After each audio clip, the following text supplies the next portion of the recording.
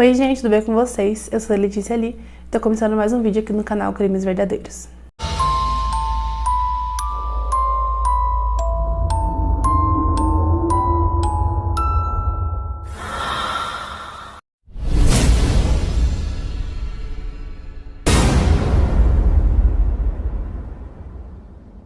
Michael Mordon nasceu em 12 de agosto de 1954 nos Estados Unidos. Não fica claro nas matérias onde exatamente o Michael nasceu e também não se encontra muitas informações sobre a sua vida quando ele ainda era uma criança. O que se sabe é que por conta do trabalho do seu pai, a família era levada para diversas pequenas cidades no sul da Califórnia, até que já na adolescência do Michael eles se instalaram no Texas. E foi lá que o Michael terminou o ensino médio, ele fez os 2 últimos anos do ensino médio no Texas.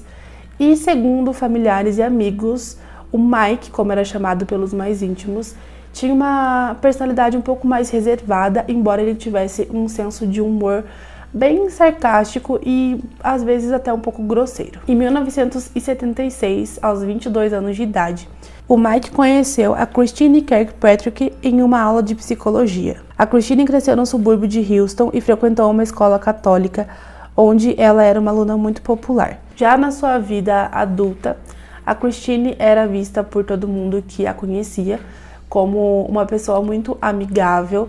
Ela também tinha uma confiança que as pessoas diziam que chamava muita atenção. Ela era uma pessoa muito confiante em tudo que ela dizia e fazia. Ela também tinha longos cabelos castanhos e olhos azuis que brilhavam muito.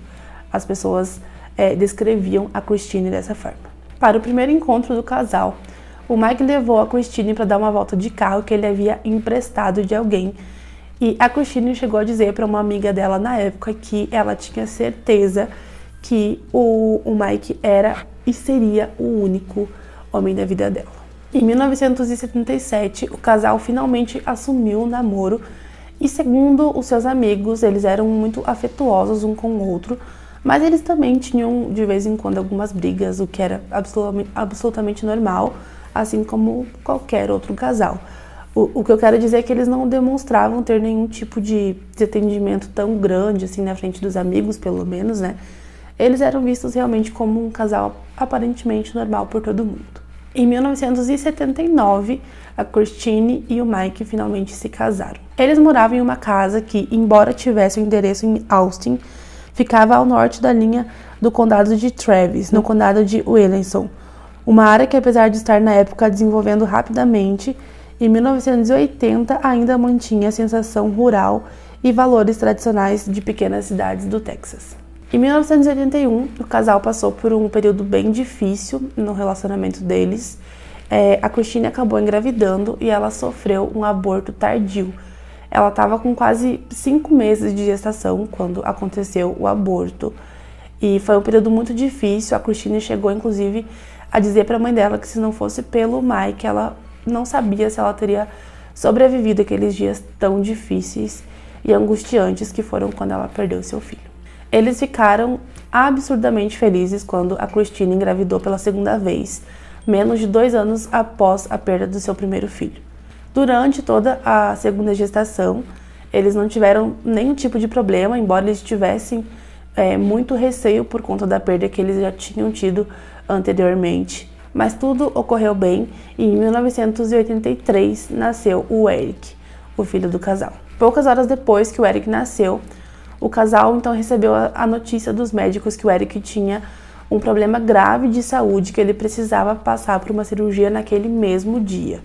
Então o Eric acabou passando por uma cirurgia para corrigir uma anomalia no seu esôfago. E essa cirurgia acabou sendo muito bem sucedida, tudo deu certo. Mas nos próximos dias que se seguiram ali, enquanto o bebê estava ainda na UTI neonatal, os médicos acabaram descobrindo também que ele tinha um problema no coração. Esse problema cardíaco congênito era algo muito sério e também precisava de um procedimento cirúrgico para que fosse resolvido.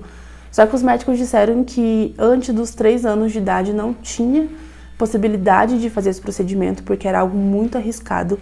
Então não tinha muito o que ser feito, a não ser esperar que o Eric completasse 3 anos bem para que ele pudesse fazer essa cirurgia. Então foi isso que aconteceu. O Mike e a Christine criaram o Eric, tentaram criar da forma mais normal possível, como uma criança normal, embora ele passasse mal uma vez ou outra, tudo mais. O Michael trabalhava como gerente de um supermercado e a Christine também trabalhava fora.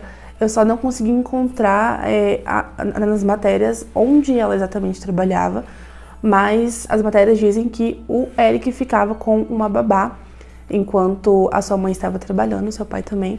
Então, esse período que a Christine trabalhava fora, o Eric ficava sob os cuidados de uma babá. Então, em meados de junho de 1986, o Eric finalmente pôde fazer a cirurgia no coração, que ele tanto precisava fazer. E a cirurgia foi bem sucedida, tudo deu certo. E logo após ir para casa, depois dessa cirurgia, o Eric já era outra criança, segundo os seus pais. 6 semanas após a cirurgia bem-sucedida do Eric no coração, no dia 12 de agosto de 1986, a família, o Eric, o seu pai Michael e a sua mãe Christine, saíram para comemorar o aniversário do Michael. Ele estava completando 32 anos de idade, então eles foram para um restaurante muito badalado da cidade para comemorar. As matérias dizem que não era muito comum eles saírem para restaurantes assim, para jantar fora, mas aquele dia era um dia especial, o aniversário do Michael, então eles fizeram isso. Após comerem, se divertirem, eles voltaram para casa. E na manhã seguinte, no dia 13 de agosto de 86, o Michael acordou por volta das 5 horas da manhã, como de costume, para ir trabalhar. E ele saía de casa por volta das 5:30 da manhã, pois ele entrava no trabalho, no mercado, às 6 horas da manhã. Então, logo após acordar, ele tomou café e ele escreveu um bilhete para Christine, a sua esposa, e ele deixou em cima da penteadeira do banheiro e depois ele foi então para o trabalho.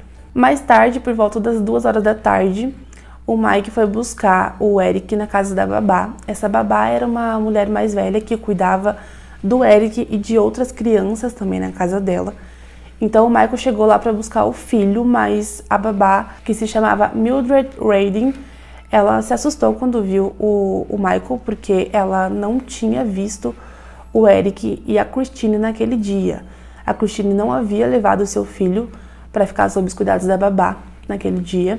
Então ela disse isso ao Michael, disse que não, o Eric não estava lá. O Michael estranhou, então ele pediu para usar o telefone da casa da senhorita Reading e obviamente ela deixou. Enquanto ela foi colocar uma outra criança no berço, ele ligou para a casa dele e, para surpresa dele, um homem atendeu. Esse homem se identificou como o xerife Woody, que era o xerife do condado de Wilson, e ele perguntou aonde o Michael estava. O Michael disse onde estava, mas questionou o que estava acontecendo. Então o xerife disse que precisava conversar com ele, e o Michael disse que tudo bem, que em 10 minutos no máximo ele chegaria até lá. O Michael, obviamente, já entrou em desespero, porque o xerife estava na casa dele e ele não sabia o que estava acontecendo. Então, mais que depressa, ele foi para a casa dele. E chegando lá, ele encontrou várias viaturas, vários policiais e também fitas amarelas isolando ali o perímetro da sua casa. Também tinham muitos vizinhos na rua, em seus quintais, vendo toda aquela movimentação. E quando ele chegou, ele foi tentar entrar, alguns policiais foram barrar ele, mas o xerife acabou gritando do outro lado da casa: "Tudo bem, é o marido dela, deixem-o entrar". A polícia havia sido chamada por uma vizinha da família. Ela disse que no início daquela tarde ela havia avistado o Eric vagando pelo quintal sozinho e a criança estava somente com uma camiseta e de fralda. Então ela disse que achou muito estranho ele sozinho todo aquele tempo ali pelo quintal sem que a mãe ou o pai estivesse junto. Então ela foi até lá, pegou pela mão dele e começou a chamar pela Christine, mas ela não respondeu.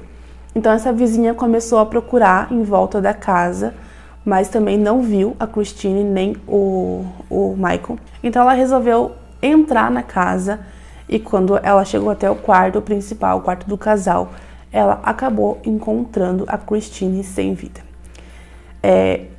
O que ela viu ali naquele quarto não era simplesmente a Christine sem vida, mas era de fato uma cena de terror.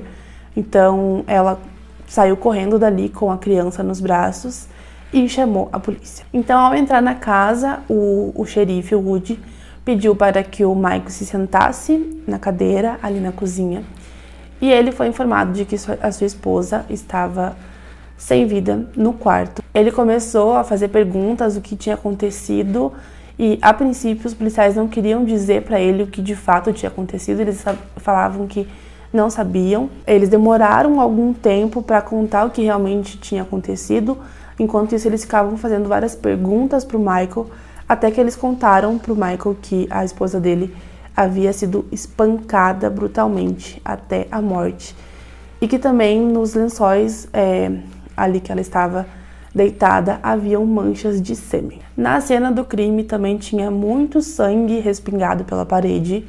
A Christine foi espancada com um objeto que aparentemente era de madeira, porque foram encontradas várias lascas de madeira no cabelo da Christine. E também em cima dela havia uma espécie de mala azul e também 2 cestos de palha, como se fossem 2 cestos de palha. Ela estava coberta com um edredom, um lençol, e esses objetos estavam em cima dela.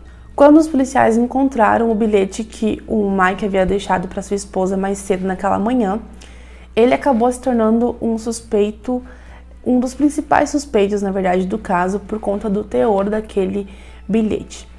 Naquele bilhete estava escrito que o Mike estava muito chateado com a sua esposa, então ele estava descrevendo ali a sua indignação com a esposa, porque ela havia se recusado a ter relações íntimas com ele na noite anterior, que havia sido a noite do seu aniversário. E ele chegou a questionar para ela, e se fosse você na noite do seu aniversário, como você se sentiria? Mas mesmo escrevendo ali que ele estava chateado com aquilo, por ter sido rejeitado pela esposa, ele finalizou dizendo que a amava, mas mesmo assim os investigadores acreditavam que aquela indignação com a sua esposa era no mínimo suspeito e que aquele bilhete praticamente o incriminava. Desde o início, a polícia não tratou o Michael como um marido de luto, mas sim como um suspeito. A polícia não tentou contatar ele quando eles chegaram na casa e viram que a Christine estava sem vida. Então, eles não tentaram notificar o marido do falecimento da esposa. E após dar a notícia do falecimento, os policiais já começaram a fazer várias perguntas, inclusive leram os direitos de Miranda pro Michael, como se ele realmente fosse um suspeito ali muito grande naquele momento. A mãe da Christine disse aos investigadores que o Eric, o filho do casal de 3 anos de idade, havia presenciado tudo o que aconteceu na casa. Isso porque o menino deu detalhes do que havia acontecido naquele local, ele também deu detalhes de como a mãe dele estava. Ele também disse que o papai não estava lá naquele momento. Ele também meio que descreveu como o homem estava.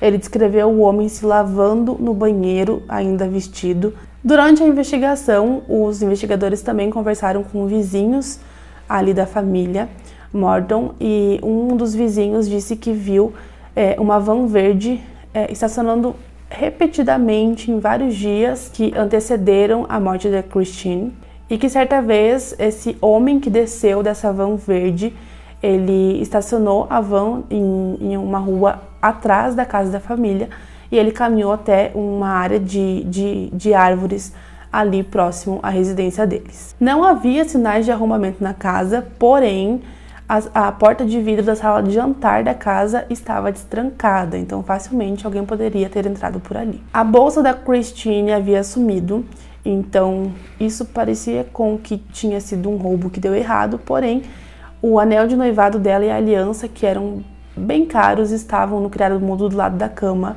intocáveis, e também outros objetos de valor da casa estavam intocáveis, não foram levados, então isso era no mínimo estranho. Os registros policiais mostraram também que um cheque no nome da Christine foi sacado com uma assinatura falsa após a sua morte, e que o seu cartão de crédito, que havia sido perdido, tinha sido recuperado numa joalheria do Texas quando uma mulher tentou usá-lo. Um dia após o corpo da Christine ser encontrado, a polícia encontrou uma bandana ensanguentada e que havia também fio de cabelo nela, a 100 metros da casa da família, onde tudo aconteceu. essa bandana estava jogada num canteiro de obras a 100 metros, né, bem próximo. E algumas matérias dizem que quem encontrou essa bandana foi o irmão da Christine, que no calor ali das emoções, como era tudo muito recente, ele queria ajudar de alguma forma. Então ele começou a vasculhar os perímetros ali, o perímetro perto da casa, e acabou encontrando essa bandana e deu para a polícia. Embora nenhuma evidência física ligasse o Michael à morte da sua esposa, mesmo assim, 6 semanas depois da morte de Christine, o Michael foi acusado de assassinato em 1º grau. O Michael não tinha antecedentes criminais, ele não tinha nenhum histórico de violência, de nenhum tipo de violência.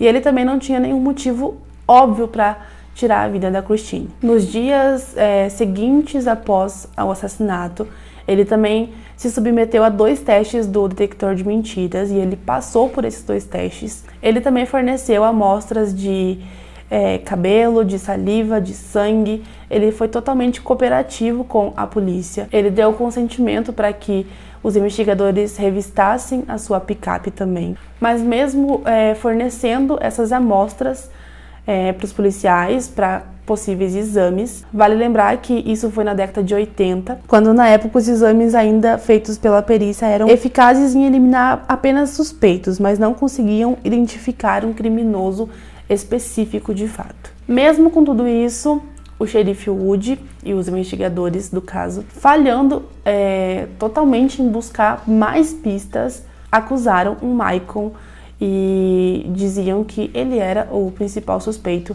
na morte de sua esposa. O Michael foi preso, ele ficou alguns dias em reclusão, mas ele conseguiu um habeas corpus, ele conseguiu sair da prisão para aguardar o julgamento dele em liberdade. Quando ele saiu, ele voltou para casa, ele pegou o Eric e tentou seguir com sua vida na mais normalidade possível. Ele ainda começou a tirar os restos ali de fitas amarelas que tinha na casa dele e tentou seguir com sua vida normal, cuidando do seu filho. Ele não conseguia entender o porquê que a polícia estava incriminando ele, porque ele dizia que não tinha feito aquilo com a esposa dele. Ele tinha sido totalmente cooperativo com a polícia. De início, ele não quis um advogado, porque ele dizia que não devia nada, que ele não precisava de um advogado. Mas a essa altura, os amigos do Michael começaram a aconselhar ele a conseguir um advogado bom, porque se ele quisesse realmente tentar se defender e tentar provar sua inocência, ele precisava de uma ajuda de um advogado. Então, pouco antes do jantar do dia 25 de setembro de 1986, Michael ouviu a campainha tocar. Então, ele desligou o fogão, pegou o Eric no colo e foi atender a porta. Quando ele abriu, era o xerife Wood, o investigador-chefe responsável pelo caso da Christine. Eles tinham em mãos um mandado de prisão para o Michael. No julgamento do Michael, os advogados de defesa disseram que várias das evidências que poderiam inocentar o Michael não foram entregues nem a eles e também ao juiz. Quando a defesa soube que a promotoria não iria chamar o xerife Wood para depor no julgamento, eles prontamente imaginaram que tinha alguma coisa errada ali e que provavelmente o escritório da promotoria estaria ocultando provas. A defesa levantou essa preocupação para o juiz de primeira instância, que rapidamente ordenou que a promotoria entregasse todos os relatórios do sargento Wood para que uma revisão completa do caso fosse feita. Mesmo não apresentando nenhuma evidência física contra o Michael e nenhuma testemunha, os promotores ainda assim afirmavam que o que tinha acontecido naquele dia, naquela noite em questão, é que o Michael tinha ficado furioso com sua esposa por ela ter se negado a ter relações íntimas com ele no dia do seu aniversário, e por conta disso ele teria tido um surto, ele teria ficado muito bravo e teria a espancado até a morte. E depois ele ainda teria, depois de ter matado a sua esposa, ele teria se masturbado e ejaculado em cima dela. E isso tudo com o seu filho em casa. O julgamento durou 6 dias e em 17 de fevereiro de 1987, Michael Mordon foi condenado pelo assassinato de sua esposa Christine Mordon e sentenciado à prisão perpétua. Quando o veredito de culpado foi lido, o Michael caiu de joelhos no chão. O promotor do caso era o Ken Anderson, e ao sair do tribunal, depois de ter ganho essa batalha judicial, ele disse aos repórteres que a vida na prisão era muito melhor do que o Sr. Michael Mordon merecia. Após a condenação do Michael, deu início a uma batalha judicial pela guarda do Eric entre os pais do Michael e a família da Christine. A família da Christine, obviamente, passou a acreditar que o Michael era culpado, já que ele havia sido condenado, e a decisão pela custódia do Eric seria decidida pelo mesmo juiz que presidiu o julgamento do Michael. Por fim, a custódia do Eric foi dada à sua tia, Mary Lee, que era a irmã mais nova de Christine. O Michael temia em nunca mais ver o seu filho, já que a família da Christine não queria mais vê-lo. Eles acreditavam veemente que ele era o culpado dessa história toda.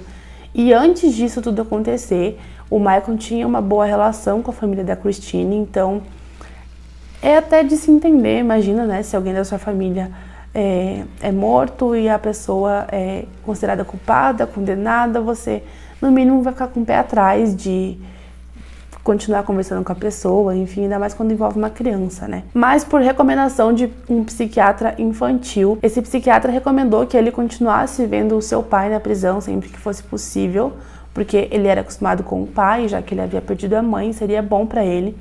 O juiz então concordou que acontecessem visitas do Eric para o Michael, supervisionadas a cada 6 meses. Então, 2 vezes por ano, a Mary Lee, a irmã da Christine, que ficou com a guarda do Eric, levava ele para ver o pai, mas é válido deixar claro que ela fazia isso porque era obrigada, ela não queria que isso acontecesse, ela deixou bem claro para o juiz que ela estava fazendo isso contra a vontade dela, mas já que era para o bem do Eric, ela iria fazer. As visitas começaram quando o Eric tinha 4 anos de idade, e nos intervalos entre essas visitas, que eram de 6 em 6 meses, o Michael mandava várias cartas para o seu filho, mas a Mary Lee acabava rasgando todas elas. No início, o Eric não entendia muito bem o que se passava ali, ele não fazia muita ideia, não tinha muita consciência do local onde ele estava.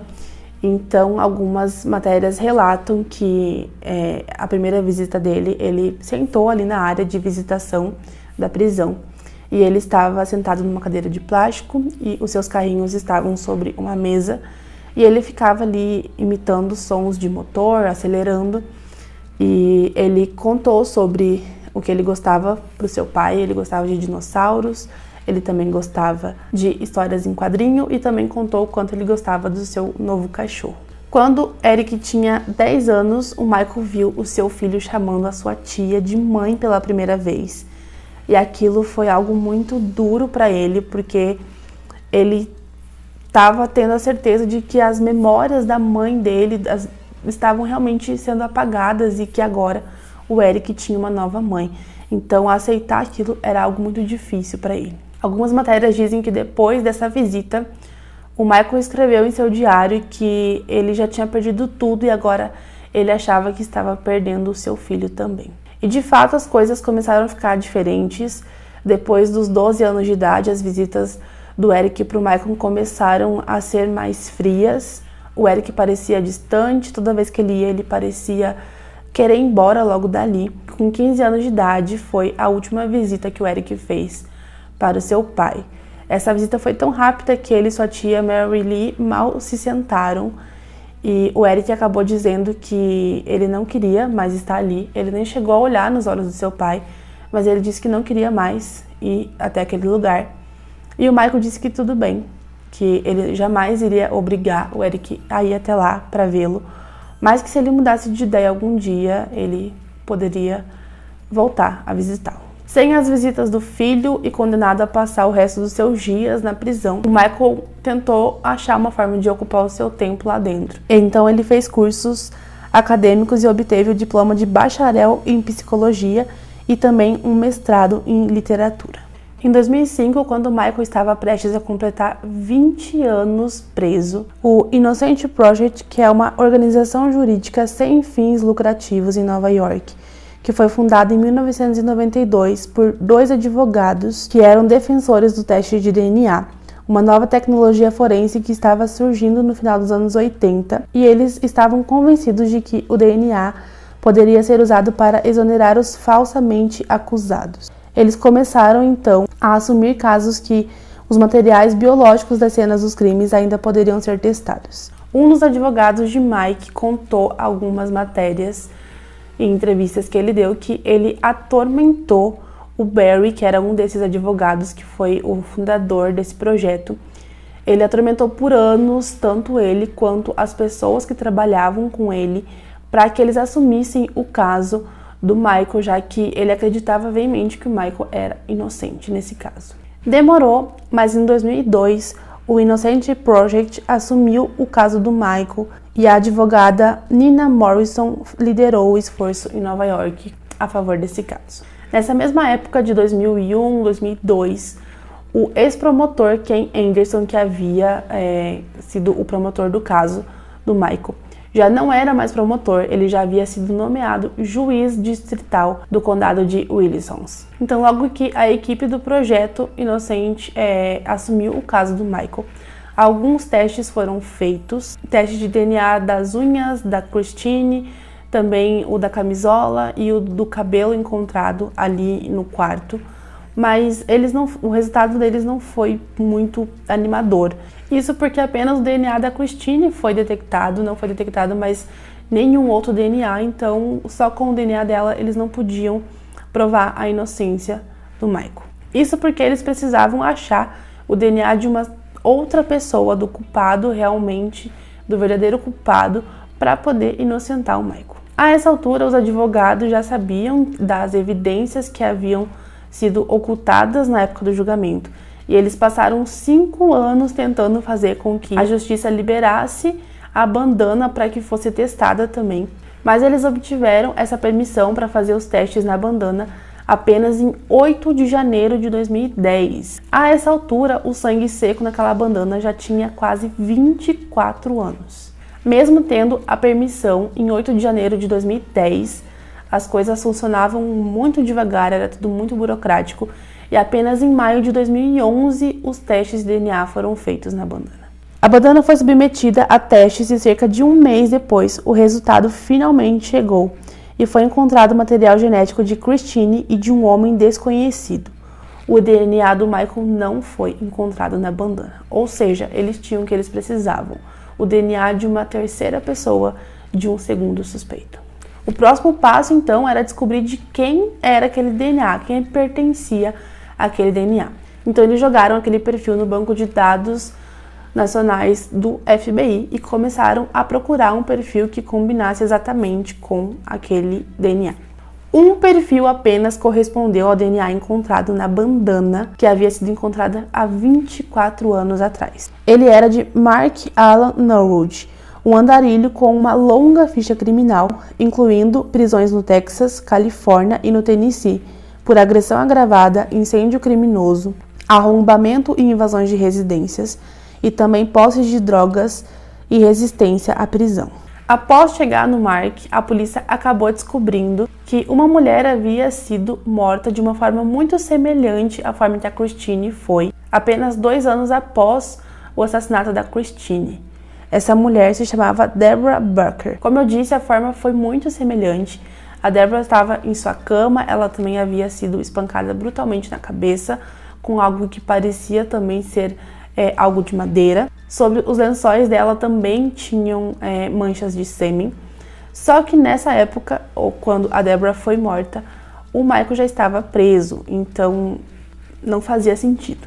A partir daí, o caso do Michael deu uma reviravolta gigante. Os advogados do Michael conseguiram ter acesso a vários relatórios de um dos investigadores do caso na época, e foi aí que eles realmente afirmaram que eles suspeitaram há 24 anos atrás. O que aconteceu foi que realmente o promotor na época acabou ocultando várias evidências que poderiam sim ter provado a inocência do Michael. Tais provas eram essas como a declaração da testemunha que viu a van verde e o homem da van verde, a declaração do Eric, que só tinha 3 anos na época, mas ele tinha claramente falado que não era o papai. Ele conseguiu, mesmo com 3 anos de idade, falar muitas coisas que batiam com a cena do crime. Então, se o juiz tivesse acesso àquela declaração do Eric, né? Não era uma testemunha, mas uma declaração, ele com certeza iria repensar, porque as coisas batiam, a declaração do Eric com a cena do crime batia. E também a questão do cheque, do cartão de crédito, tudo isso foi ocultado no julgamento. O Mike foi libertado da prisão em 4 de outubro de 2011, após passar quase 25 anos preso injustamente pelo assassinato da sua esposa Christine Morton. Em 16 de novembro de 2011, o promotor original do caso do Mike, o atual juiz distrital de Wellington, se desculpou publicamente a repórteres e ele disse, abre aspas, quero me desculpar formalmente pela falha no sistema com o Sr. Morton. Em retrospectiva, o veredito estava realmente errado. A filha de Deborah Baker, aquela vítima que acabou sendo morta 2 anos após a Christine, disse que não se comoveu com as desculpas, com o pedido de desculpas do Ken Anderson, porque ela disse que considerava ele parcialmente culpado pela morte da sua mãe, já que ao invés de se concentrar em realmente encontrar o culpado pela morte da Christine, ele e o investigador estavam se concentrando em incriminar um inocente, e isso fez com que o verdadeiro culpado continuasse solto e fizesse mais uma vítima, que foi a mãe dela, e sabe lá se ele fez ainda mais vítimas. Pouco depois, uma investigação foi aberta sobre o Ken Anderson, que agora era juiz distrital, como eu falei, do condado de Williamson, e ele foi acusado de adulterar provas, entre outras acusações. Em 2013, num acordo com a justiça, o Ken Anderson renunciou ao cargo que ele exercia na época, ele perdeu a licença para exercer a profissão e ainda foi condenado a 10 dias de prisão, também teve de pagar uma multa em dinheiro. Nesse mesmo ano, o governador Rick Perry sancionou uma lei conhecida hoje como a Lei de Michael Mordon, que exige que os promotores compartilhem os seus arquivos de casos e todos os documentos e provas relevantes dos réus. Michael Mordon recebeu do programa de compensação do Texas um pagamento de $80 mil por cada ano que passou atrás das grades, além de pagamentos mensais até o final da sua vida. Desde que foi libertado, Mike começou a frequentar uma igreja e foi lá que ele conheceu Cynthia, com quem se casou em 2013. Michael também conseguiu se reaproximar do seu filho Eric, que segundo algumas matérias não se chama mais Eric. Ele teria mudado seu nome quando completou 18 anos. Inclusive, o Michael já sabia disso, ele soube disso quando ainda estava na prisão. E ele conta que foi algo muito doloroso para ele, porque ele e a Christine haviam escolhido aquele nome com muito carinho para o filho, mas que era uma escolha dele e ele era livre para fazer o que ele quisesse. Mas mesmo assim ele conseguiu se reaproximar do filho e eles conseguiram reconstruir uma relação de pai e filho, porque foi muito complicado pro Eric. Tudo que ele sabia, que ele cresceu ouvindo, é que o pai era um monstro que havia matado a mãe dele. Então ele teve que aprender a amar o pai dele de novo, teve que aprender a reinterpretar os seus sentimentos e começar do zero uma relação com o seu pai. Bom, gente, esse foi o caso de hoje. Esse caso, ele é um caso muito grande, muito cheio de detalhes, muito complexo. Eu tentei trazer todos os detalhes mais relevantes do caso, mas eu tive que realmente deixar muita coisa de fora. Então eu vou deixar aqui embaixo no link, no box de informações, o link de... Eu acredito que seja um site do próprio Michael Mordon, onde ele tem ali várias matérias, onde ele colocou certinho tudo ali. E tem 2 partes, que é uma parte 1 e uma parte 2, que conta tudo, assim, em detalhe. Tanto a declaração do Eric, pequenininho. Gente, tem tudo. Então, se você quiser saber mais sobre esse caso, mais detalhes, eu indico você a ler. Tem bastante coisa mesmo. Mas eu acho bacana você complementar, sabe? Se você também já conhece esse caso e quiser comentar aqui embaixo algum complemento, alguma coisa, pode comentar. Como eu disse, é muita coisa e às vezes eu acabei deixando passar alguma coisa importante, então pode comentar aqui embaixo. Comenta também sugestões de casos, tá bom? Esse caso foi uma sugestão de uma inscrita que, inclusive, eu já estava fazendo o roteiro e quando eu vi que ela pediu, eu falei, opa, que legal. É legal porque eu gosto de trazer coisas que vocês realmente querem ver. Então comentem sugestões, tá bom? Comentem o que vocês acharam desse caso e que surreal, né, gente? O cara passou quase 25 anos da vida dele preso injustamente por algo que ele não fez. Então, Isso é pra gente ver que lá fora também acontecem erros, e foi assim uma sucessão de erros ridículos que levaram o cara a passar, cara, muitos anos da sua vida preso injustamente. É isso, pessoal. Espero que vocês tenham gostado do vídeo, tá bom? Se inscreve no canal se você não for inscrito, deixa seu like porque me ajuda bastante, ativa o sininho, me segue no Instagram também, acompanhe meu outro canal também, meu canal pessoal, que é Letícia Ali. Vou deixar tudo aqui embaixo pra vocês no bloco de informações, e nós nos vemos semana que vem no próximo vídeo, tá bom? Beijo, até lá e tchau!